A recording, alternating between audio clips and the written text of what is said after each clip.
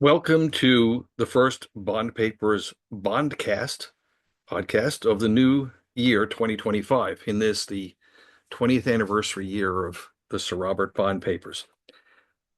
Something a little different today, since this is also the start of the House of Assembly Dog and Pony show about the new Churchill Falls deal. I thought I'd offer you something a little bit different, which is a slideshow and a commentary, a little bit more free form. It's the kind of thing you can listen to in the privacy of your own office if you want to do it that way, or you can listen to it while you're exercising or making dinner later tonight. It's not tied so much to the proceedings in the House today, but it will give you a sense of what's going on and look at all these events from a different perspective. For those who are relatively new to the scene, understand what we're talking about. I've actually already described the deal and the aspects of the deal in three columns before Christmas, and then in one last Friday. That was the actual anniversary post or the actual anniversary column. And everything is covered in there in terms of the background, in terms of pricing, how the deal is structured, what we know, and what this looks an awful lot like. And I'm going to go back to some of that today. So there won't be a lot of nitty-gritty detail for you here. This is more of a broad overview that we're going to do today. And it's something I've called lies, misrepresentations, and um, dead out giveaways. Lies, misrepresentations, and giveaways. To start out with, the picture you're seeing on your screen right now is the signing of the 1969 power contract between Churchill Falls Labrador Corporation and Hydro-Quebec officials. And then what we're talking about today is the reason why Andrew Fury has been described by some people as giddy, like a schoolgirl or a schoolboy. He was fanboying, he was doing something, but he was extremely excited at the announcement of this deal a few weeks ago, probably because he saw the prospect that not only would he go down in the history books, but also that he would get reelected with a larger majority than the one he has. But really, this whole thing is not about today. It's about a long pattern of a relationship between Newfoundland and Labrador and Quebec going back at least 70 years into the 1950s. And in particular, what I want to talk about today is really about things that happened from about 1998 onwards, and especially over the last 20 years. It's all about lies, misinformation, and giveaways. Let's start with the lies, because those are the most fun of all. And you can't talk about electricity policy and lies without talking about Muskrat Falls, which was itself one giant lie from start to finish. It is so riddled with lies, absolute known falsehoods and misstatements and misrepresentations, that it's hard to know what in it was actually real beyond the overwhelming desire to simply build something on the Lower Churchill, whether it worked or not, or no matter what it cost. And the reality is that the government of Newfoundland and Labrador and Newfoundland Hydro, then calling itself Nalcor, or Nalcor now calling itself Newfoundland and Labrador Hydro, they lied about everything they could lie about. And they did it because they could. I've described this project as the bastard child of ego and ambition, and that's pretty much it. Because everybody who was at the most senior level who had an opportunity to deal with it was wrapped up in it on a very personal basis. It was a collusion between the political arm of government in the Premier's office and the cabinet and the people at Newfoundland and Labrador Hydro who were doing their bidding. They lied about the alternatives and whether they looked at alternatives to Muskrat Falls. They lied about the cost. They lied about the impact on electricity rates. They lied about a raft of problems over time with it. They lied about aspects of financing. And they definitely lied about benefits. All of those things. And in some cases, the lies carried on into the current government with Liberals, particularly about rates. That remains the death of this project, or the one Achilles heel of this project that frightens every single person who's behind it. All the musketeers, as I've called them, or MFers, which is an even more, I think, appropriate name for them. But that tendency to lie, misrepresent, and do all those sorts of nefarious things is why Justice Richard LeBlanc, in his final report, recommended number one, that there be an independent external set of experts to provide robust review, assessment, and analysis of the project for the government before, during, and after, or in the construction phase of any future project, and that there be well-defined oversight of the project, which included a lot of contrarianism, something to give government a different perspective from the one it received, because there was so much single-mindedness here. And this is such an issue for the current government that Premier Fury has already talked about the idea that there were ways to prevent groupthink. Well, I can tell you, having looked at this and having listened to government for the last 3 or 4 years talking about things like this, there's no evidence, independent evidence, that there was any measure taken to prevent groupthink in doing this, either in terms of the people they selected to serve on various mock advisory committees or any of the groups of people who were put together to have a look at this. There's absolutely no sign that any of this actually worked. None, not a one. And we have to consider as well that in this process, the government of Newfoundland and Labrador has never admitted that there were actually negotiations underway. And in fact, in February 2003, they simply described what was going on as preliminary talks to see if there was a possibility for negotiations. And yet, as they now have admitted in some documents that have been circulated in preparation for the House of Assembly session, the negotiating teams were negotiating teams, and they met in February of 2023 and started negotiations even when the government claimed that they weren't going on. Provincial government in Newfoundland and Labrador has never described what their negotiating objectives were, what they sought. They simply took whatever it was that Quebec had framed as the discussion and carried on those discussions until they came out with what we have today. And in fact, Hydro-Quebec's been very different about this. They've described their situation publicly. They've described their goals and objectives, and it was very easy to see what they were trying to do.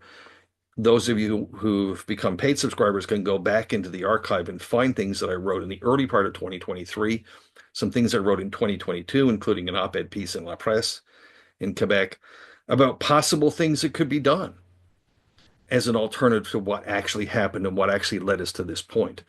But one of the most significant things that I want to point you to in this particular episode is the fact that when given the opportunity to even tell a bland version of the truth, the provincial government here opted for what is essentially a lie. It's a known falsehood. They knew what they were saying was not really true. This particular picture turned up about a year ago on François Legault's social media feed. It shows Premier Legault and Premier Andrew Furey at a Habs game at the Bell Centre in Montreal. And of course, since nobody here knew that Premier Furey was in Montreal, let alone that he was going to meet with Premier Legault, they asked some questions. The official line from the Premier's office here, as I'll tell you in a second, wasn't really the story. Based on my experience over 7 years in government, in the Premier's office, knowing what's gone on for previous governments and subsequent governments in Newfoundland and Labrador in the Premier's office, knowing what goes on in the Prime Minister's office through several different administrations, and having worked and dealt with this level of things for a very long time, premiers don't just run into each other by accident in each other's provinces, especially when there's something this big going on.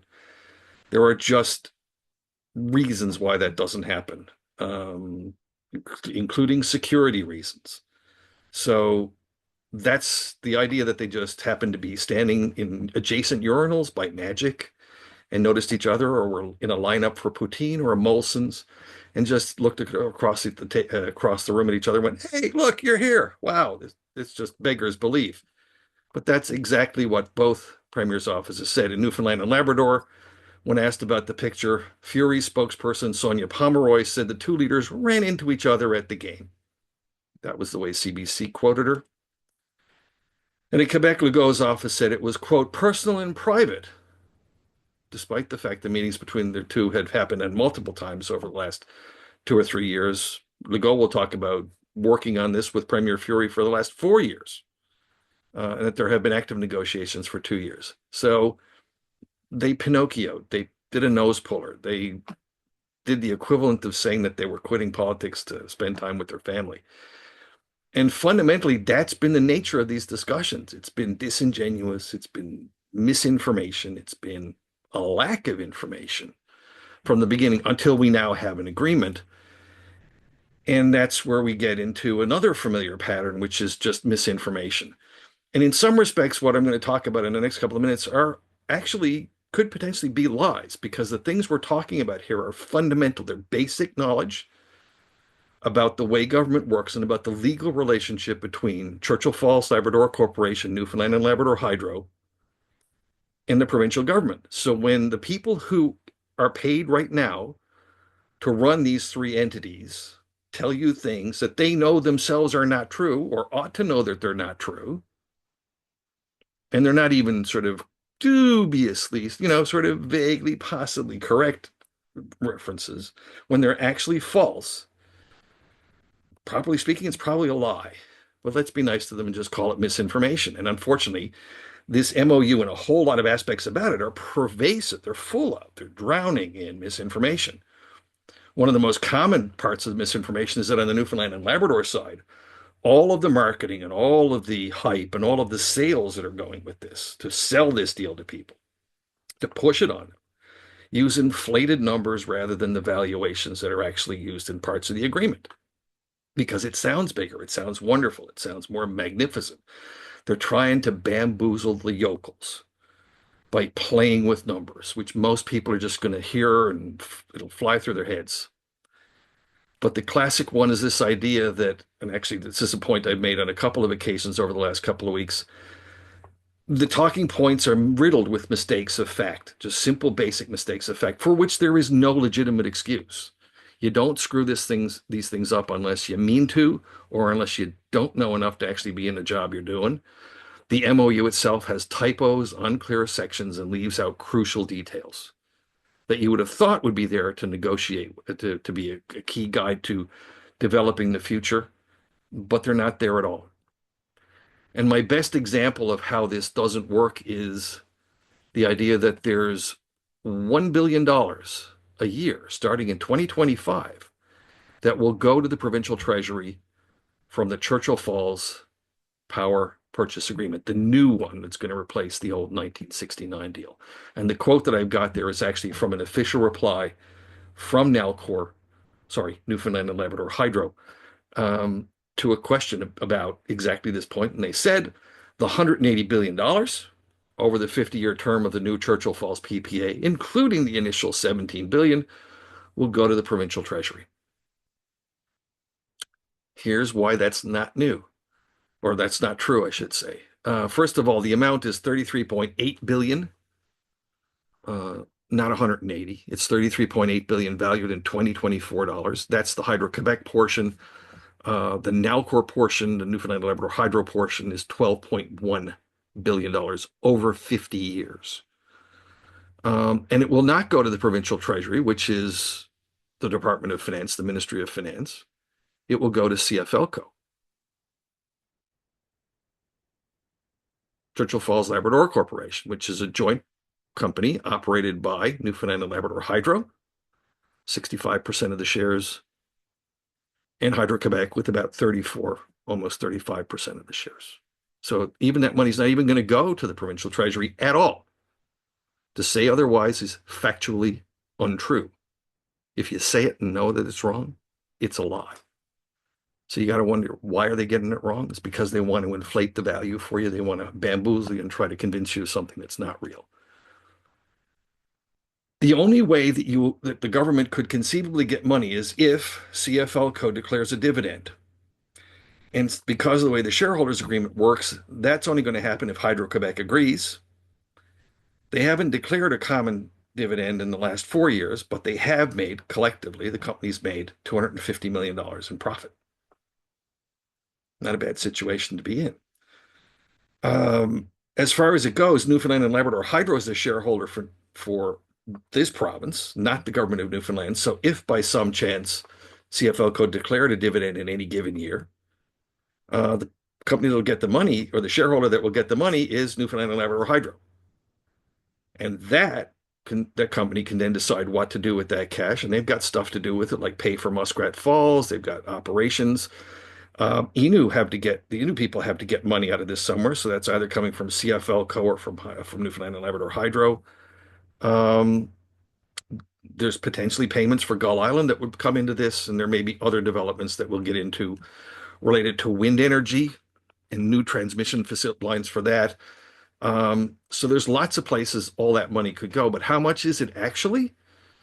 Well, there it is. The most that it could possibly be, maybe theoretically, on average, is about $400 million a year in 2024 dollars. And we can really only talk sensibly about the valuation that the government or that the parties have put on this agreement, which is the 2024, 2025 valuation of the money.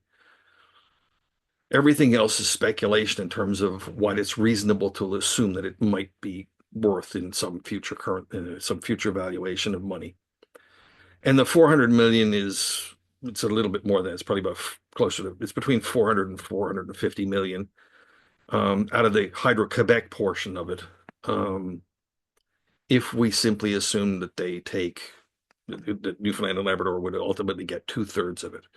If it flowed through and if there was no money taken out, it's between about 400 and 450 million. That's the most that we get. It's not $1 billion. Not even next year. It's not even going to be $1 billion next year. In fact, the price per kilowatt hour that Hydro-Quebec and Newfoundland and Labrador Hydro will pay next year is the 1969 price adjusted for inflation, 1.6 cents a kilowatt hour. The most it would cost, the most we get is between 400 and 450 million, somewhere in that range on a good day if all things line up properly in 2024 dollars. But here are some comparisons for you to help you figure out what that means in practical terms. Current cash deficit is more than $2 billion. That's the current cash deficit. It's more than $2 billion. There's $2 billion in new debt coming this year in Newfoundland and Labrador just to pay the bills. So when the government claims they're about to balance the books, not true. Typically, the deficit has been about $1.5 billion over the past decade while the Liberals have been in power, and it was as bad for most of the last years of the Conservative administration.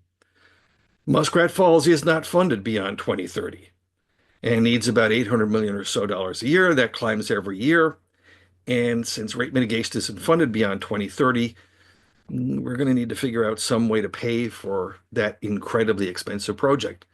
One of the things I pointed out is that $33.8 billion that the government is going to get over the course of the next 50 years for Churchill Falls electricity just from Hydro-Quebec doesn't pay for Muskrat Falls. So whatever people are trying to do in government and whatever they think they know, these are the actual details here. And that brings me back around, and I'll remind you this again.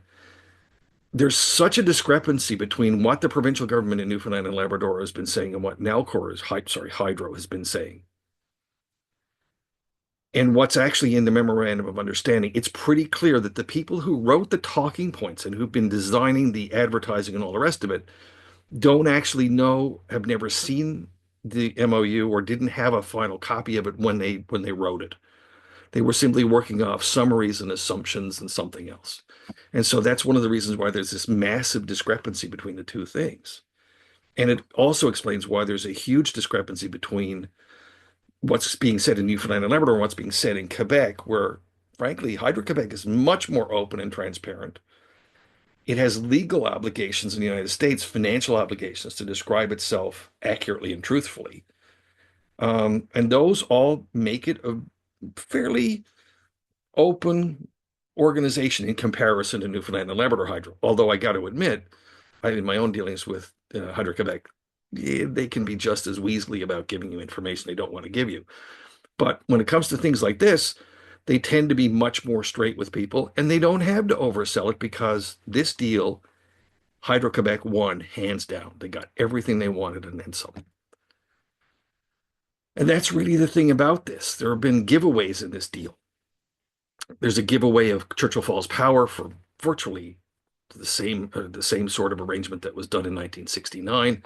There's no escalator clause in it. The average price is about 2.2 cents a kilowatt hour valued in 2024. But that's not even just a guesstimate or just used for planning purposes. That's actually there's essentially a schedule of payments set out in the MOU that describes how much Hydro-Quebec will have to pay over the course of time for the electricity it takes. And if you take the amount of electricity they get at the end, which is about 22 terawatt hours, according to the some detail that comes from Nalcor, sorry, Newfoundland Hydro. I'm going to keep doing that. And you look at the amount of money they pay in 2024 dollars. They're paying roughly in 2075, be paying the equivalent of 2 cents a kilowatt hour. In current terms, the electricity from Labrador is worth 5 to 6 cents on the market.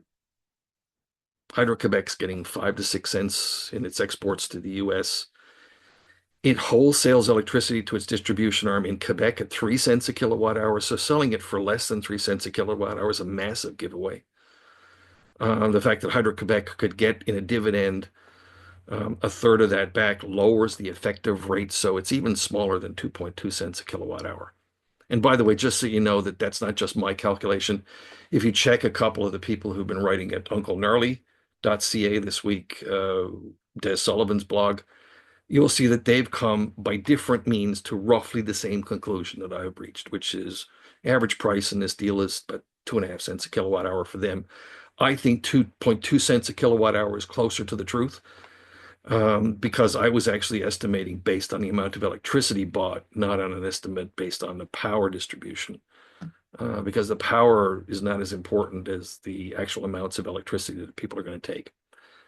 But this is why we're talking about giveaways. That's been the classic criticism of 1969. It was the ultimate giveaway, a giveaway of our resources.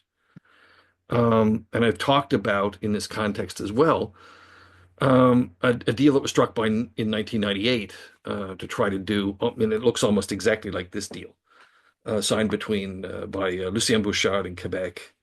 And by the way, François Legault was a cabinet minister in Lucien Bouchard's government in the 1990s. And Brian Tobin, one of the most savvy and sharpest political operators ever we've seen in Newfoundland and Labrador, bar none. And they signed a deal because Hydro-Quebec came after about 6 or 8 months of Brian Tobin's political agitation. Hydro-Quebec showed up in St. John's and met with government officials and said, look, we got an idea. We'd like to have a look at maybe expanding Churchill Falls. Maybe what we'll also do is have a look at building Gull. And oh, by the way, we've got these changes that we want to make to the shareholder. We want to actually have a shareholders agreement that will change our roles and clarify our roles a bit. And that for Quebec was the strategic goal here, because they were worried about losing access to 15% or more of their domestic energy supply, which is what Churchill Falls is. It was hugely important to them. And a combination of the threat of selling off CFLco, or sorry, Newfoundland Labrador Hydro, and CFLco, the prospect of Newfoundland having a ton of oil money and not having to depend on somebody else to finance a project, and also American rules that would require a free and open access to the transmission grid in Quebec would fundamentally alter the strategic relationship between the two provinces. And so they came with this little, oh, by the way, tack on to this 98 agreement. And essentially it was a bait and switch in my interpretation. It was a bait and switch to get this control that they now have over Churchill Falls, and to lure the Newfs with these other two baubles, and they never actually produced either one of them. The Churchill Falls expansion needs more water in order to be viable. They couldn't produce the water in the first version. They cancel it, bringing it back the second time without explaining where all the water comes from. That makes it very dodgy as well. And as we'll see with Gull Island, as we go along, it's also not guaranteed to happen. So we're looking at the same kind of a bait and switch again, in which we have a very, very low long-term price for electricity for Churchill Falls, which was Quebec's goal. The other thing that they managed to do in this agreement is extend the control of other developments on the Churchill River to the point where, as part of this deal, if Hydro-Quebec decides it doesn't want to go ahead with Gull and the Churchill Falls expansion. Newfoundland and Labrador Hydro can't talk to anybody else about building those facilities until about 2044, which in practical terms means we'd be into the 2050s before we could conceivably talk about building it without them. Plus, Hydro-Quebec will own all the intellectual property. So even if they spend 4 or 5 years doing all of the groundwork for this, the financial work, looking at the physical ground and just coming up with designs and plans and plots, all of that belongs to Hydro-Quebec. So if they at the last minute say, yeah, we're not going to do it, too expensive, can't afford it, they own it all. So Newfoundland and Labrador will be behind the eight ball unless this actually goes ahead. That's what we're in. But if you go back and look at what Brian Tobin said in December 1996, yeah, it's obvious. Quarter of a cent a kilowatt hour for power. They sell it for 5 or 6 cents. We have the same deal again. The only thing that's changed is instead of a fraction of a cent, we're now talking about a couple of cents, but it's still about one third the actual current value and certainly the likely value of this power on into the future. So Brian Tobin was right about that, and he was right and in line with our traditional view of the 1969 agreement. He also said there's no scenario under which Newfoundland will subsidize the province of Quebec for the next 40 years. He was ready to fight. And I can tell you from having talked to some of the people who were involved in the discussions in the 1990s and having read the briefings that cabinet was given, cabinet itself was pretty salty. It was pretty angry about what was going on and was pretty much geared up for a fight if they needed to. And they negotiated hard as the thing slowly fell to pieces. They weren't happy and they weren't prepared to sign anything that didn't meet certain criteria. And ultimately, we didn't see any deal come out of it. But Brian Tobin today, I'm strongly supportive of what was announced. I think this is righting a historic wrong. All of the objectives, not only mine, but that every other premier sought to achieve are in this deal. Well, you know, I got to say, as much as I have great respect for Brian Tobin, as much as I have a great regard for his time as premier, this deal achieves none of those historic objectives. Exactly none. The current 2.2 cents on average valuation in 2024, with no escalator based on the value of the electricity in the future in real time in the world that will exist. Um, None of that is something that we've wanted. In fact, it's the opposite of what we wanted. And just to go back to Brian Tobin's own point about, buying it very cheap and then selling it for 5 or 6 cents, Francois Legault can do what Lucien Bouchard wanted to do. He just has to pay a teensy bit more. And in practical terms, it's a little bit more than the price of inflation from 1969. As I said, it looks a lot like the bait and switch deal that Tobin signed in 1998, and it fundamentally repeats all the mistakes of 1969. Plus, it increases Hydro-Quebec's control over Newfoundland and Labrador resources until almost the end of this century. The 50-year deals that will come on the expansion projects, if they carry on, will last until the 2080s. 2080s, and if it drags on long enough, conceivably into the 2090s. If they don't go ahead, these projects will be Quebec's or will be constrained from developing them until the middle of the century at the earliest. I'll probably be long gone, and Hydro-Quebec will still be in the catbird position on this.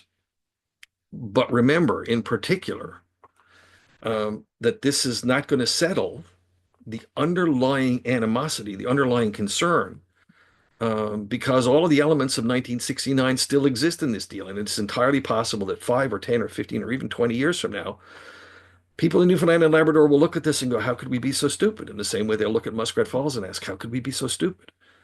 And we'll be looking at ways to try to get out of this deal in the same way that we spent 40 years trying to get out of the other one.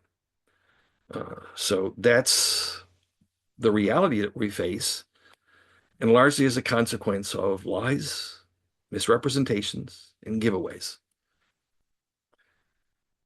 That's it for me. We'll let you go, and I'll be back on Wednesday with another column in print this time, something a little different. Don't forget to subscribe if you haven't already done so, at least get on the free mailing list.